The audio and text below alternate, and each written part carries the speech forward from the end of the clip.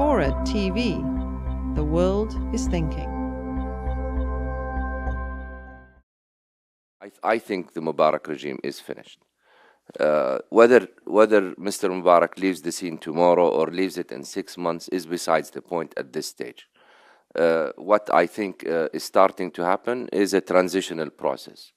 How orderly is this transitional process? Will leaders emerge? Will there be a national sort of consensus on the way ahead? Is something that is still too early to tell. But I don't think that it is possible for President Mubarak to stay after all what has been done. Now, what can the US do about it? Again, in my view, regarding Egypt, very little. I mean, you don't build credibility in one day.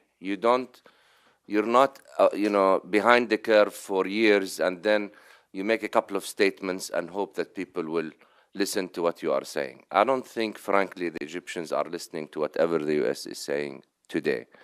There is no history of at least supporting reform, not trying to impose it once again, but supporting reform.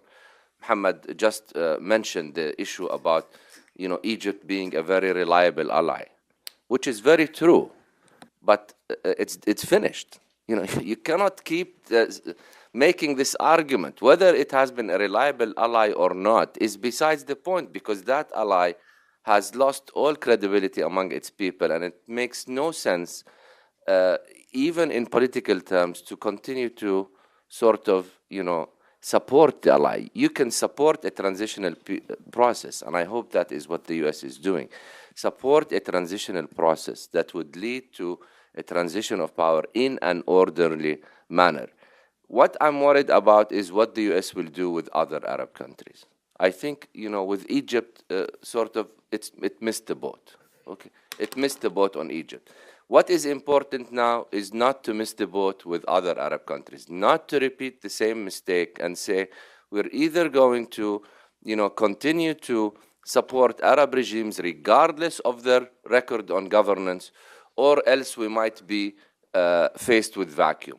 If you do that, you will be faced with vacuum. And as we have seen, the Egyptians, the Tunisians have now trouble finding out alternative leaderships. But that trouble is partly because the regimes themselves have not allowed the political space for political parties to emerge and produce leaders. It's a catch-22, and you're never going to sort of break out of this. At any rate, the street has, helped, hurt, however you want to look at it, has helped you break out of this. And now the street has changed the rules of the game so that in the future, I think, it shouldn't be a black or white policy option. Either I support, blindly regimes that have a low quality of governance, or I also support revolutions, or or in an unorderly way. I think there should be a place in between where the United States will work with governments, but this time to produce a credible reform process. And frankly, I don't know whether Arab governments, have drawn the right lessons and are capable of doing so. Maybe some are, maybe some are not. What I do think is that this is basically a last chance. Either they do it right or they face more uprisals than just in Egypt.